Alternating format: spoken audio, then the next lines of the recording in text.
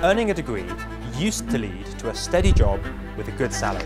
But today, young graduates in the West are finding fewer employment opportunities. So, is it still worth going to university?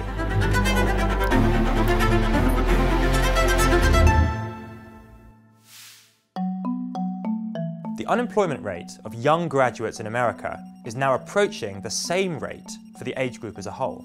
In 2010, there was around a 6 percentage point difference in unemployment between young people and young graduates. But now, there's just a 1 percentage point difference between them. It's not just in America. In the European Union, the unemployment rate of young people with tertiary education is now approaching the overall rate for that age group.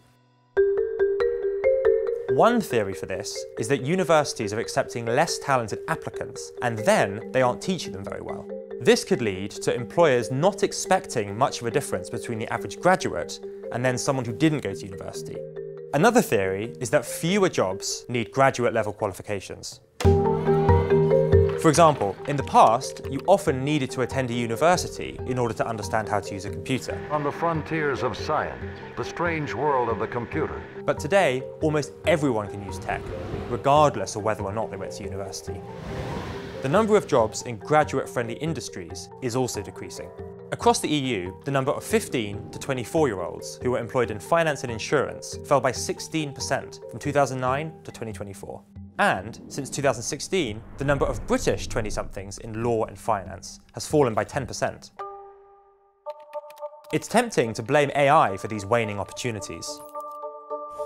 Yet, the decline in graduate jobs started long before ChatGPT.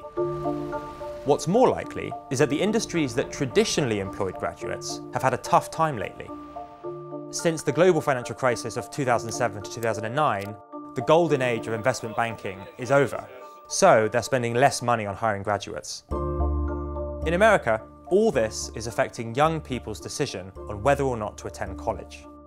The number of Americans enrolled in bachelor's programs fell by 5% from 2013 to 2022, according to data from the OECD. Yet, in most rich countries, where education is cheaper because the state plays a larger role, young people are still applying to universities in droves. Excluding America, enrollment across the OECD rose from 28 million to 31 million in the decade to 2022. Perhaps students simply aren't picking the right subjects. Arts, humanities, and social sciences are still proving popular. Even, inexplicably, journalism. If these trends say anything about young people's ideas about the future of work, they truly are in trouble. So, in the age of AI, what should you study at university? As technology improves, the future of work is changing too. Many of the jobs that graduates will have don't even exist yet. Some young people worry that certain skills they learn might become outdated as technology changes. Coding, for example, is at risk of becoming obsolete within only a few years. According to one study, the percentage of American and British IT professionals who worry that AI tools will make many of their day-to-day skills obsolete increased from 74% to 91% in just 1 year. There are some subjects which are likely to stay relevant. Robotics, for example, will help people maximize the benefits of technological change. And practical jobs, like plumbing and carpentry, are less likely to be taken over by AI and will remain valued by society. These professions often don't require a university qualification and can be learnt in other ways, like on apprenticeships. But arguably, what's more important for students than studying a specific subject is to focus on learning soft skills instead. Things like communication, critical thinking, and reliability, as well as empathy and being able to build relationships. All are transferable across multiple industries. OECD findings from 2019 demonstrate that people will need to rely on their currently unique human skills to succeed. Understanding how to learn will be key to developing new skills and adapting in changing times.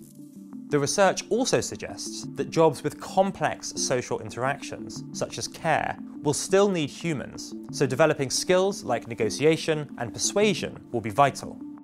Currently, AI isn't very good at these soft skills. I understand emotions have a deep meaning, but I can't experience them like you can. So, if workers can plug the gaps while also being able to transition into emerging industries, then it will help humans to compete with machines. Nearly all degrees will allow you to gain these skills through group projects, presentations, and extracurricular activities. Ultimately, it doesn't really matter which degree you choose to study. Perhaps what's even more important is that a student gains work experience or an internship. Research finds that those who graduated in 2022 and completed internships were 23% more likely to start a full-time position within 6 months of graduation. This gap increases further in certain fields, like oil, gas and mining, where it rose to 65%. Although it's hard to predict how improving technology will change the world of work over the coming decades, one thing is for sure. A student with a variety of skills, a lifelong desire to learn, and a good attitude will go far.